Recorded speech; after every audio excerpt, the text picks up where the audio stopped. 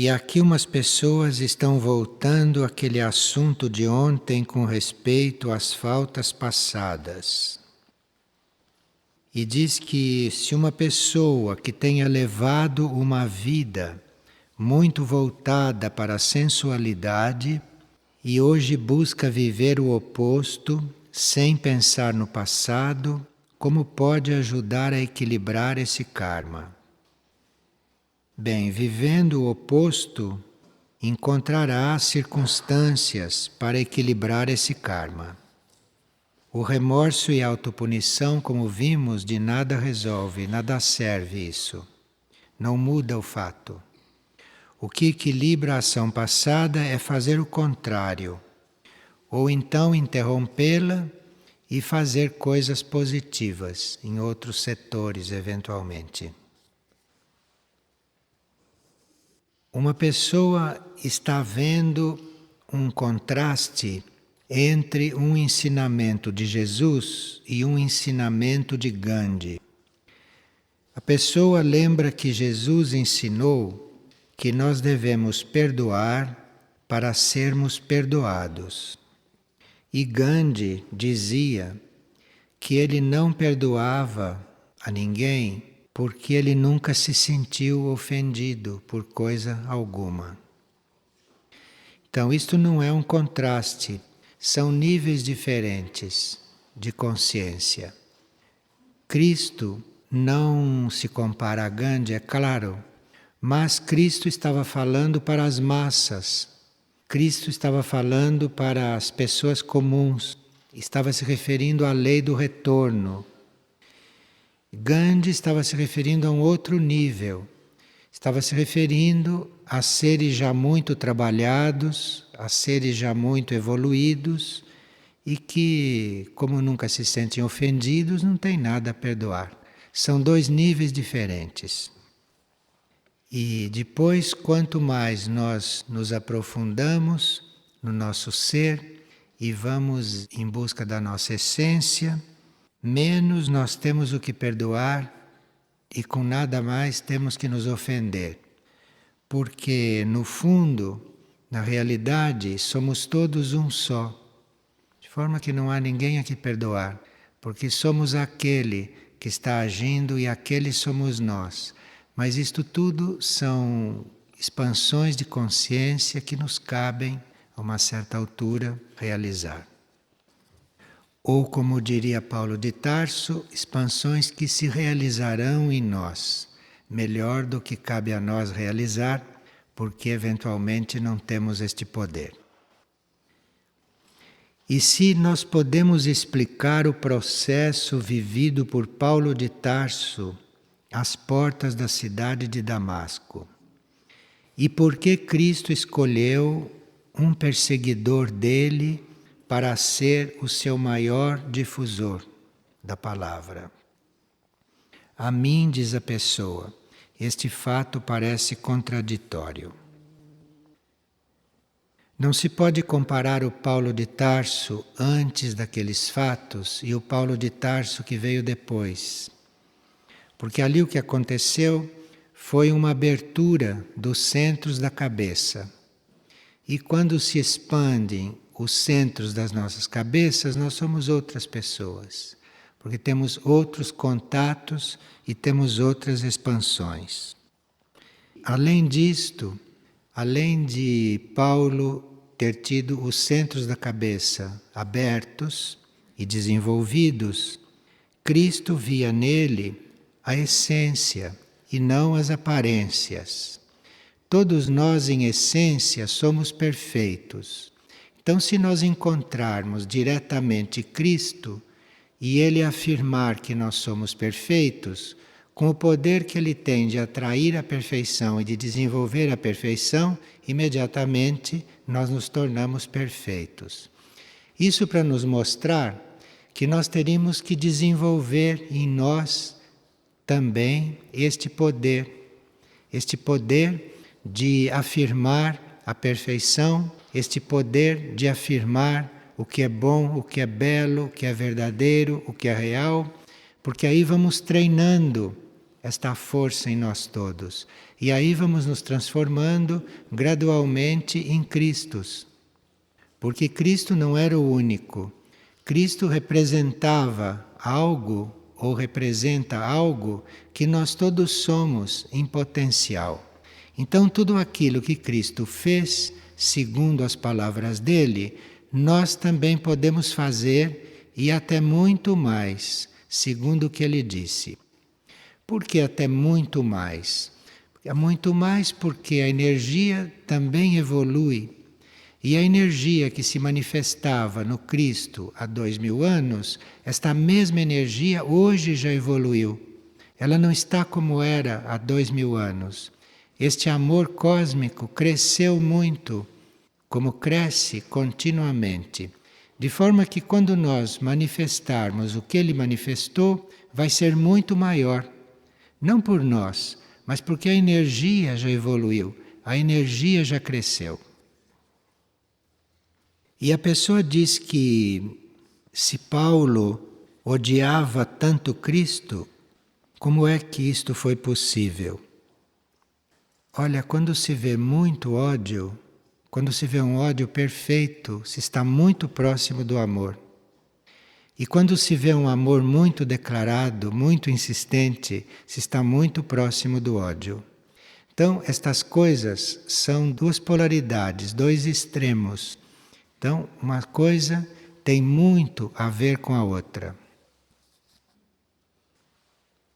E uma pessoa estava no sono ao ar livre, no labirinto, e sonhou com as paredes da cozinha pintadas com 3 ou 4 imagens de Cristo.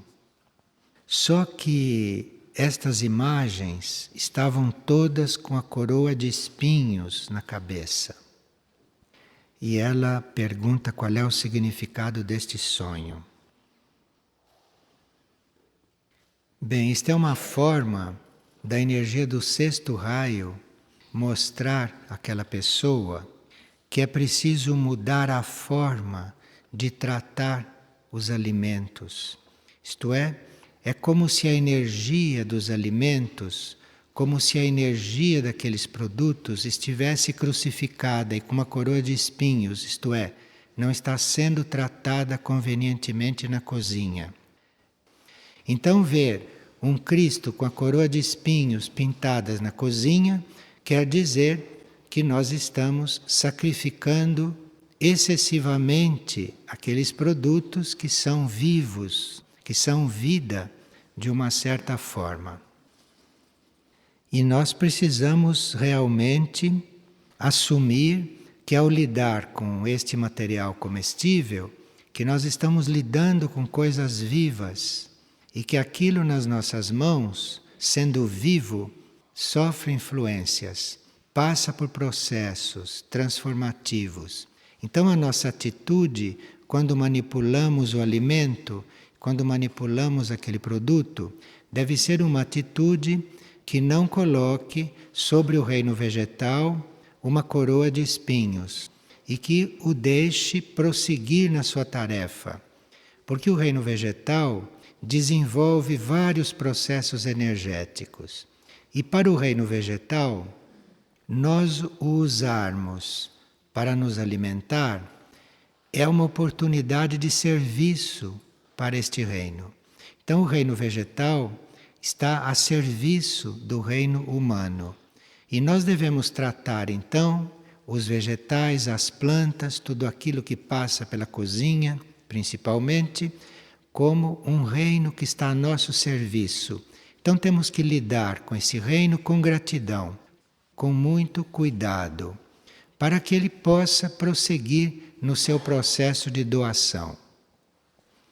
Um alimento maltratado na confecção, ele não consegue mais produzir o bem que produziria aos nossos corpos.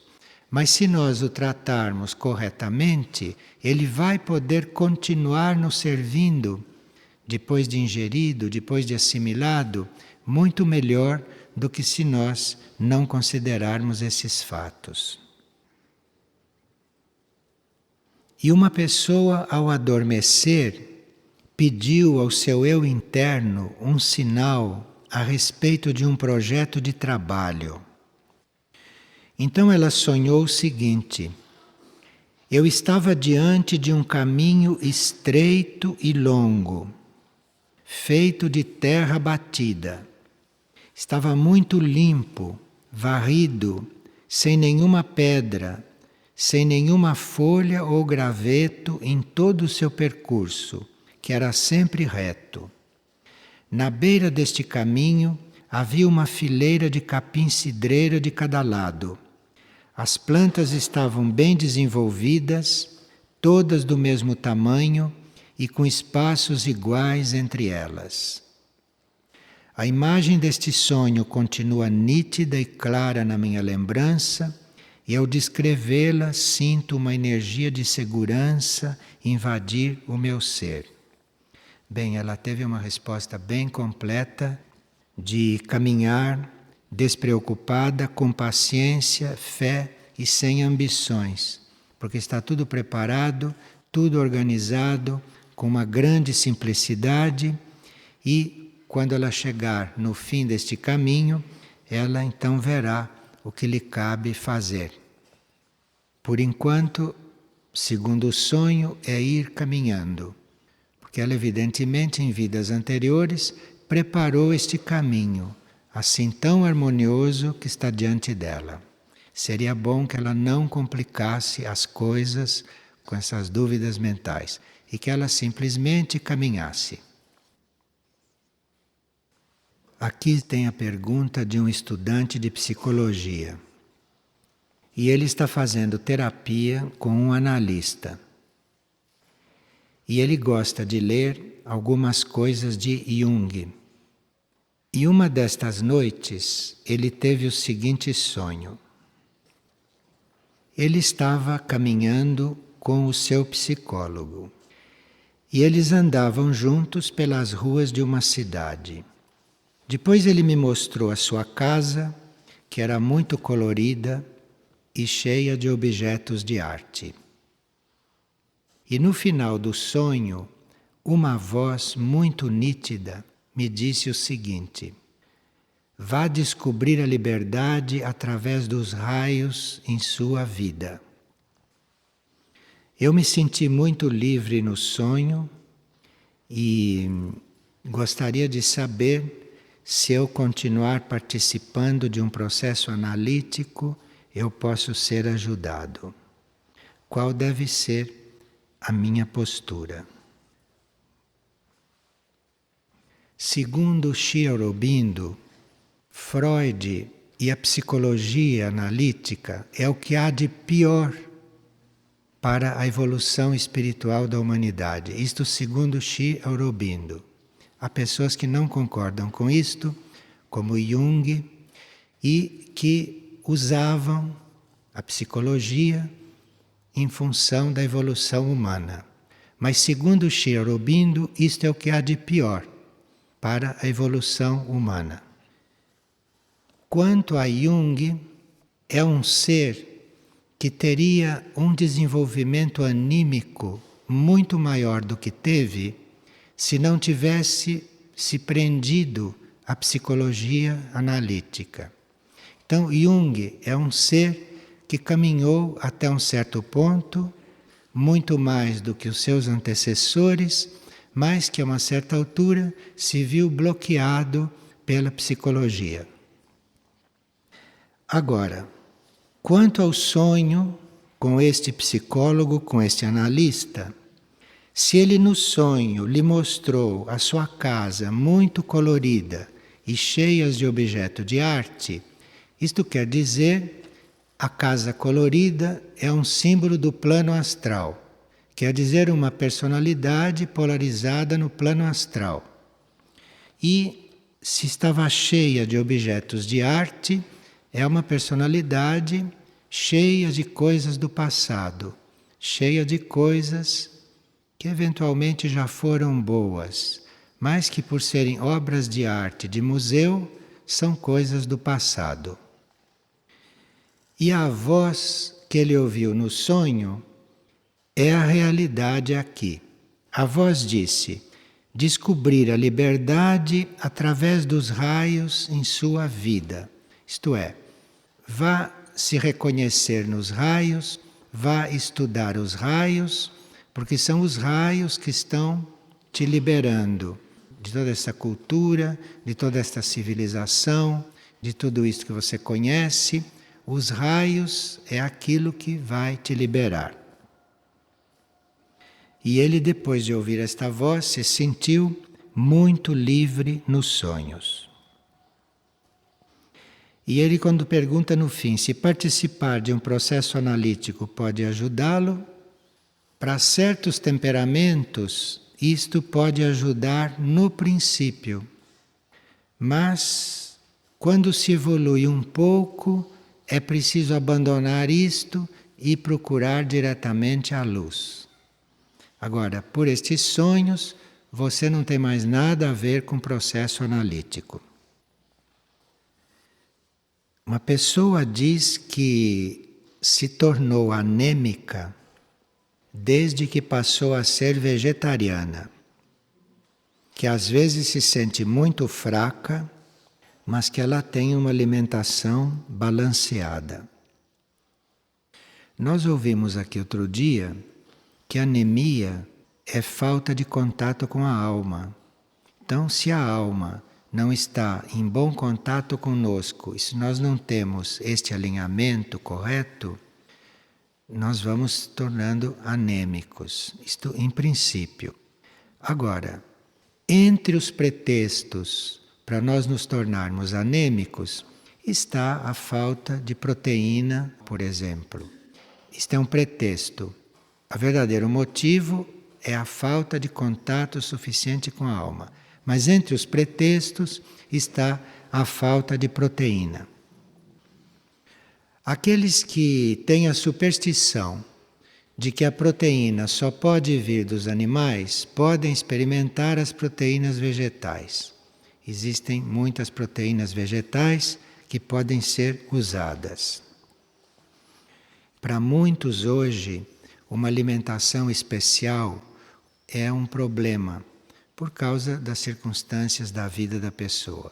Então, quando se fala em alimentação balanceada, isso para muitos não tem realidade alguma, porque eles não têm possibilidade de fazer essas alimentações.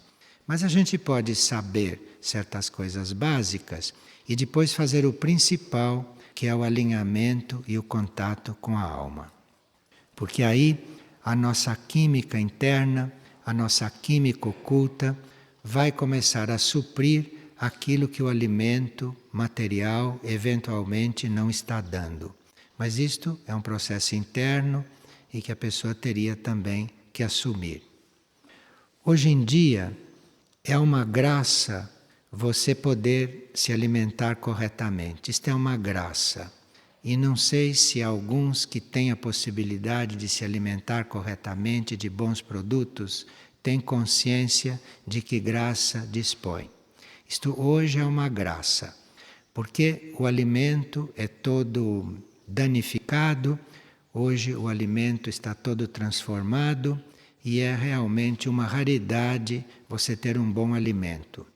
Então, mais do que nunca, é necessário este contato com a nossa química interna, com a nossa química oculta, e é muito necessário este nosso relacionamento com a nossa própria capacidade transformativa para irmos transformando todas as circunstâncias externas da vida que nós hoje dispomos. E uma pessoa está pedindo que a gente fale um pouco a respeito dos jogos de forças e de poder entre personalidades que formam a cúpula em uma organização. E como deve ser a base humana de um grupo espiritual. E se é lícito alguém se achar detentor das formas de manifestação do plano evolutivo. Muitos estão em posições de cúpula, de coordenação e de comando, para terem a oportunidade de crescer. Não é que estejam preparados, eles estão tendo uma oportunidade para crescer, para aprender certas coisas intensamente, às vezes até bastante impulsionado pela urgência ou pela emergência que certas circunstâncias exprimem. Então muitos estão tendo nessas posições oportunidades de crescimento e de aprendizagem. Aqueles que se consideram mais preparados não teriam que se admirar desse fato. Aqueles que se consideram mais maduros deveriam servir de base para que este que está tendo oportunidade seja bem resolvido, seja bem sucedido. Então, se você percebe que quem está te coordenando tem menos experiência e menos capacidade que você sirva de base para ele se realizar, se resolver e fazer aquilo da melhor forma possível. Esse é o papel de quem percebe estas coisas. Agora, esses que precisam de desenvolvimento, esses que precisam de oportunidade, necessitam se basear em seres altruístas e em seres responsáveis e que já tenham transcendido esse nível de hostilidade e de antagonismo para com os outros. Então, quando há antagonismo com respeito a alguém, quando há hostilidade, isto teria que ser trabalhado em quem tem. E aquele que percebe que o outro tem antagonismo com outros ou com certas coisas, deve irradiar o que tem de melhor, principalmente quando estão diante deste antagonista, deste que sofre desta doença do antagonismo. E se nós cultivamos ou desenvolvemos o antagonismo com alguém, isto é sinal do nosso despreparo. Agora, se é lícito alguém se considerar detentor da forma do plano evolutivo se manifestar? Não, isto é uma manifestação de orgulho e não de sabedoria. Quem não tem este tipo de orgulho, de se sentir preparado para aquilo que faz, de se sentir representante do plano evolutivo, quem não tem este tipo de orgulho, quando está assumindo essas tarefas e quando está no desenvolvimento dessas tarefas, está pedindo luz o tempo todo sobre tudo o que faz. Então se conhece o indivíduo que está equilibrado na sua posição, porque ele está continuamente pedindo luz a respeito do que deve fazer. Porque se ele acha que já está preparado, então aí talvez ele esteja precisando de algum tratamento. Sim, porque nós todos, quando recebemos uma tarefa, naquela tarefa está incluído algo que nos faça evoluir. Então nós nunca estamos preparados para uma tarefa. Quem é que está preparado para a própria tarefa? Ninguém. Porque a tarefa que nós recebemos exige de nós sempre um pouco mais. Então não há ninguém preparado. Aquela tarefa conta com aquilo que você já sabe, que você já conhece, mas traz também para você um desafio, para você, através daquela manifestação, daquela realização, ir se completando, ir crescendo, ir se aprontando ainda mais. Então, ninguém está preparado para a própria tarefa, porque aquilo sempre contém um desafio, sempre traz um estímulo para você desenvolver. E uma pessoa que vem há muitos anos se empenhando para servir e que tem passado por muitos desafios e por muitas provas durante a sua formação como pessoa servidora, teve uma nova oportunidade de lidar e de trabalhar com crianças. E ela recebeu um grupo de crianças, nesta nova oportunidade, que era um grupo que nenhum outro professor queria receber. Todos os professores recusaram aquelas crianças, e essas crianças foram dadas a ela. E elas recebeu. Elas recebeu porque se lembrou de uma frase, de uma verdade espiritual que ela ouviu: servir sem esforço. Então, quando ninguém queria receber aquelas crianças, ela compreendeu que teria que servir sem esforço e aceitou as crianças.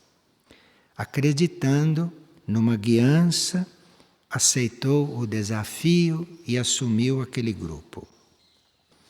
Mas depois, a personalidade ficou um pouco medrosa, com medo de não dar conta da tarefa assumida, etc, etc. Isso tudo vocês já sabem como é. Se a energia nos trouxe o desafio, se a energia nos trouxe a oportunidade, ela vai estar presente. Porque não foi você que foi procurar as crianças. Não foi você que foi procurar esse trabalho. Isto lhe foi trazido como uma tarefa. Então aí a energia deve estar presente. Então você se coloque em posição de alinhamento com esta energia e saiba que realmente não é você que vai fazer. Você vai ser instrumento desta energia, você vai ser canal para esta energia realizar o trabalho nessas crianças. Se você ficar nessa posição, nessa clareza, vai acontecer o que tiver de acontecer. E o que for, é o que tinha que acontecer. E uma pessoa está perguntando qual é a hierarquia que se ocupa dos animais. O reino animal, aqui na Terra, conta com a presença de um certo número de mônadas animais que haviam fracassado em um outro planeta. Então o nosso reino animal está cheio de mônadas que fracassaram em um período anterior em um outro planeta. Isto não foi na Terra, foi num ciclo anterior. E essas mônadas vieram para a Terra, para aqui formar o nosso reino animal. Essas mônadas foram colocadas no mesmo planeta em que se colocou as mônadas humanas. Enfim, o reino animal foi trazido para um planeta onde o reino humano viria habitar, porque é o reino humano aquele que tem as chaves e aquele que está encarregado de ser o intermediário da energia espiritual para este reino animal que precisa de cura. Então, antes de nós perguntarmos qual é a hierarquia que se ocupa do reino animal, nós teríamos que reconhecer que a humanidade como um todo é a forma hierárquica para o reino animal chegar ao espírito. Então somos nós, como reino humano, que somos aqui na Terra os responsáveis para esta cura do reino animal, para esta transformação que deve se dar no reino animal. É claro que a humanidade sozinha não iria conseguir isto. A humanidade sozinha não tem os meios para que isto aconteça. Mas nós podemos reconhecer o nosso papel de intermediários entre a energia espiritual e esses animais, o nosso papel de curadores desse reino, porém auxiliados por forças muito maiores do que as nossas. Por exemplo, a Nuteia, que é um centro planetário, este centro está encarregado de impulsionar a evolução de todo o reino animal. Então a Nuteia não está trabalhando com os animais individualmente. A Nuteia está impulsionando o reino todo, está levando este reino a reencontrar o seu ponto, a reencontrar o seu equilíbrio. Isso é trabalho de Anuteia. E Lis Fátima com Aurora são os outros dois centros que estão trabalhando no reencontro desses padrões que o reino animal perdeu.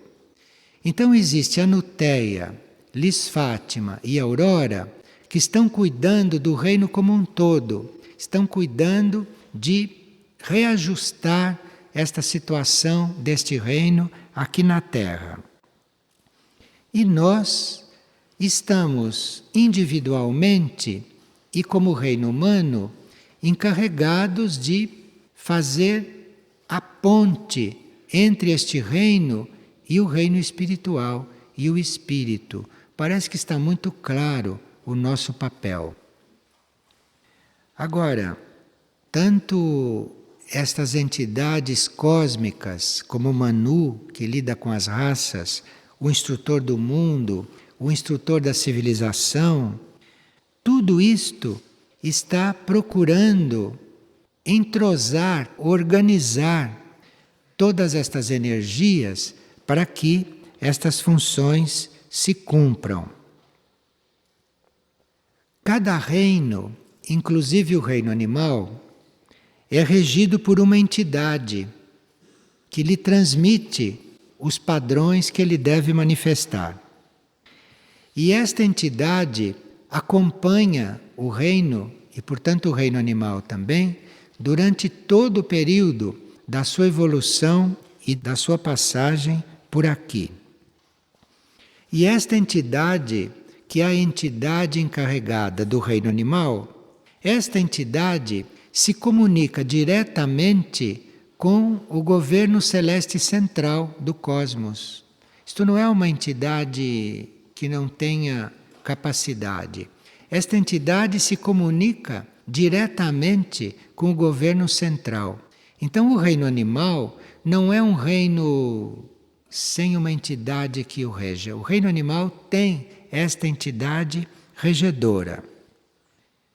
E esta entidade que lida com o reino animal aqui na Terra e que lida com muitas outras coisas fora da Terra, aqui na Terra tem os seus prepostos. E os prepostos desta entidade que lida com o reino animal e que, portanto, está muito mais próximas do homem, porque lida conosco também, são aquilo que nós chamamos de jardineiros do espaço. Os jardineiros do espaço, que são essas entidades que lidam com todos os reinos e com o reino humano também, lida com o reino animal. Então, se nós, através dos jardineiros do espaço, destes seres ou dessas consciências que promovem, que velam pela nossa evolução, através desses mesmos jardineiros, deste mesmo grupo de consciências, nós podemos estar ajudando, podemos estar atuando no reino animal com muito mais força e com muito mais perfeição do que podemos estar atuando. Então, teríamos que ter tudo isto presente, porque é bem possível que algo esteja frutificando neste campo e que a gente possa então ter uma atuação muito mais própria e muito mais real junto a este reino daqui por diante. Entre parênteses, eu gostaria de dizer que tratar bem um animal não é pôr as mãos no animal, não é afagar, não é fazer carinho para um animal, como eu vi há pouco antes desta partilha começar. Uma pessoa pegando no animal para agradá-lo. Isto é muito contraindicado. Porque quando nós pomos a mão em um animal, nós estamos transmitindo ao animal a nossa vibração. E se a nossa vibração é emocional, se a nossa vibração é emotiva, isto não faz bem ao animal. Porque os animais têm que desenvolver a mente, os animais têm que desenvolver a alma e não a emotividade. Então, quando nós vamos ajudar um animal, nós temos que estar muito centrados. E se estivermos centrados, a última coisa que vamos fazer é um carinho para o animal, pondo a mão sobre ele. É a última coisa que vamos fazer. Pode ser que isto seja até necessário, mas no caso disto ser necessário, precisa que a gente esteja muito centrado, muito alinhado e dispondo naquele momento de uma energia que vá desenvolver no animal a mente e não os centros instintivos e mais inferiores dele, como o emotivo, como o plexo solar, etc. Então, nós temos que estar muito centrados para chegar a tocar um animal. Então, isso está praticamente excluído do trabalho em princípio. Agora, os animais contam com o auxílio, além de todas essas entidades, este reino conta com o auxílio de raios específicos. E nós, muitas vezes, dispomos desses raios. Nós, muitas vezes, também somos expressão desses raios. Então, quando somos expressões desses raios, muito provavelmente nós somos postos em contato com os animais, porque os animais desenvolvem também esses raios, ou estão sob a onda, sob a energia de certos raios. E esses raios são os seguintes: o primeiro raio, o terceiro raio e o sexto raio. Então, quem tem energia ou quem está de alguma forma coligado com o primeiro, com o terceiro e com o sexto raio, provavelmente vai ter muita ligação com os animais, vai ter muita facilidade para lidar com os animais. Um primeiro raio tem sobre os animais uma natural ascendência. Ele não precisa fazer esforço nenhum, porque os animais o compreendem e os animais o seguem. Não precisa esforço algum para lidar com o animal. Quem é um primeiro raio ordenado, reconhecido e harmonioso. Então, quem dispõe de primeiro raio já tem aí o elemento principal para lidar com os animais, porque os animais vão segui-lo naturalmente. Os animais são muito ligados ao primeiro raio, só que são ligados ao primeiro raio, mas não têm esta energia da vontade desenvolvida ainda.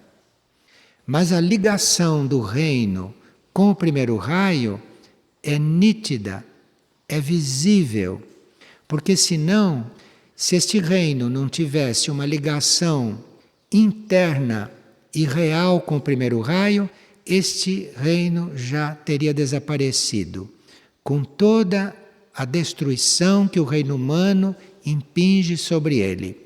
Então, se não fosse um reino com o primeiro raio muito forte, já teria desaparecido deste planeta, aonde o reino humano o trata como vocês sabem.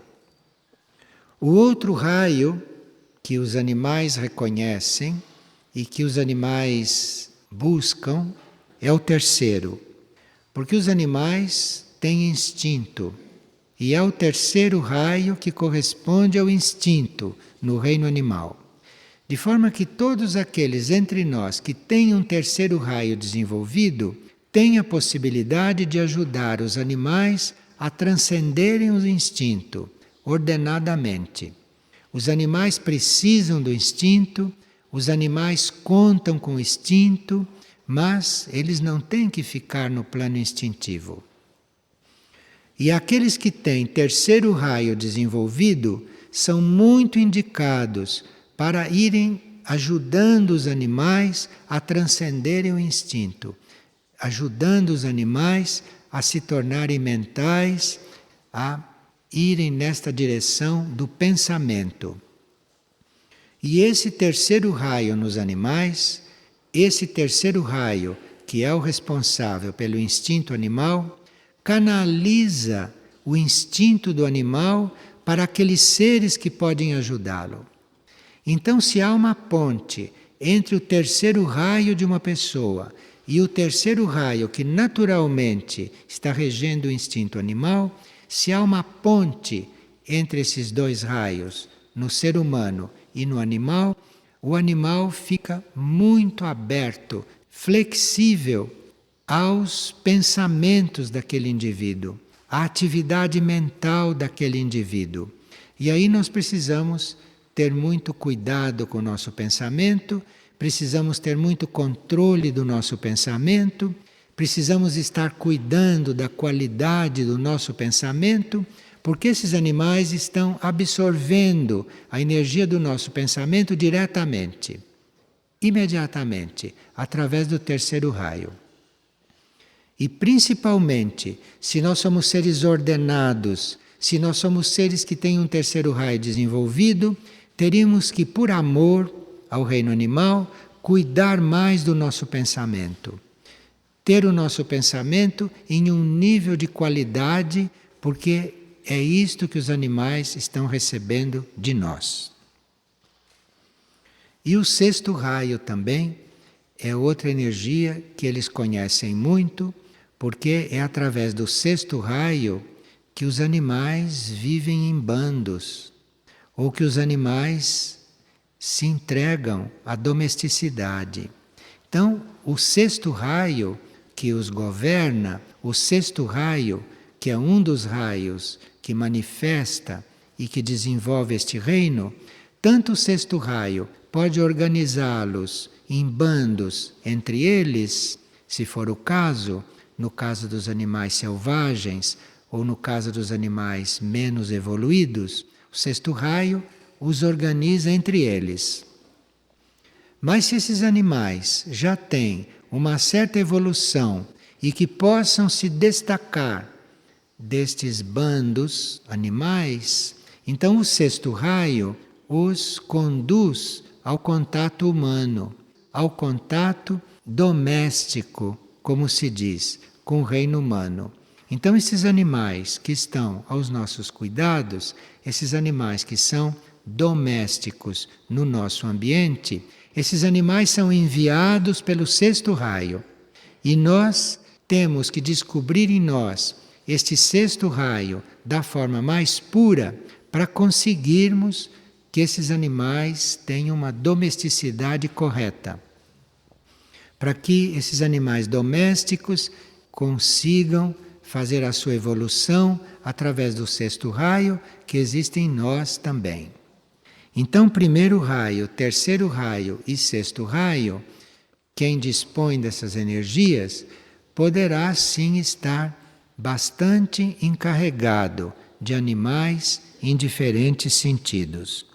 E nós então pedirmos a ajuda dessas entidades, de tudo isto que foi citado, dos jardineiros do espaço principalmente, que estão encarregados da individualização desses animais mais adiantados, mais evoluídos, nós precisamos encontrar a abertura para trabalharmos em conjunto com essas forças e com essas entidades. Os jardineiros do espaço, como vocês viram pelo livro, têm muito contato conosco. Foi através dos jardineiros do espaço que nós nos individualizamos. E através dos jardineiros do espaço que os animais mais evoluídos estão se individualizando. Então, através desse contato, através dessa nossa harmonia com essas consciências que tratam desta evolução, nós podemos colaborar muito com o reino animal. Podemos realmente ter uma atuação muito positiva com este reino. Vocês têm mais alguma pergunta? Pois não. Se nós, como raça humana, somos a ponte entre o espírito e o animal, Ele diz por que nós impingimos ao reino animal tanto sofrimento nos laboratórios, nas faculdades, etc. Porque ainda somos muito portadores de forças involutivas. Porque nós ainda somos instrumentos de forças involutivas. Mas, em civilizações mais adiantadas, mesmo materializadas, como na China antiga, nunca se fez estudo sobre animais. Desta forma, isto é um produto de ignorância, por não se conhecer outros caminhos e por sermos instrumentos de forças involutivas. Agora, o reino animal não está só entregue a esta humanidade de superfície, que precisa aprender muita coisa ainda com respeito aos animais. Mas o reino animal existe também junto às civilizações intraterrenas. Então, as civilizações suprafísicas, que incluem o reino animal no seu contexto, na sua estrutura, estas civilizações neste momento, principalmente em Aurora, em Elis Fátima, essas civilizações nesse momento incluem o reino animal de tal forma que pode vir a compensar o que o reino humano de superfície faz com este reino. Então este reino ainda não desapareceu, este reino ainda não mudou de planeta, em vista do tratamento que recebe aqui na superfície, porque a realidade deste reino não é só a realidade na superfície. Este reino existe em dimensões suprafísicas, existe nas civilizações intraterrenas e nessas dimensões ele é tratado de bem outra forma. E nós teríamos que, à medida que vamos tomando consciência, nos entregarmos, nos oferecermos para a evolução deste reino. E, em geral, quando a gente se oferece, a gente passa a receber uma tarefa. E aí vamos melhorando esta situação deste reino aqui na superfície. Individualmente, como um todo, não tem nada o que se esperar, porque, pelo que se acompanha, não? Isso está entregue às iniciativas individuais ou de alguns grupos como este, que deve desenvolver o seu trabalho com este reino também. Pois não. Conversar com os animais, isto é uma positiva prática, porque você conversar com os animais quer dizer você está tratando um animal como uma pessoa. Então, dependendo do tipo de conversa, dependendo da vibração do que está sendo falado, aquilo ajuda muito, aquilo o inclui numa linha humana que é o seu destino, que é a sua meta. A experiência mostra que quando você fala com o animal, ele compreende. Ele pode não conhecer a palavra, o significado da palavra, mas ele compreende através daquilo que você emite, porque ele é muito sensitivo, ele é muito perceptivo. Então, através das suas palavras, ele sente alguma coisa, ele percebe alguma coisa e ele te entende. Ele te entende de um outro jeito, mas ele te entende quando você fala com ele.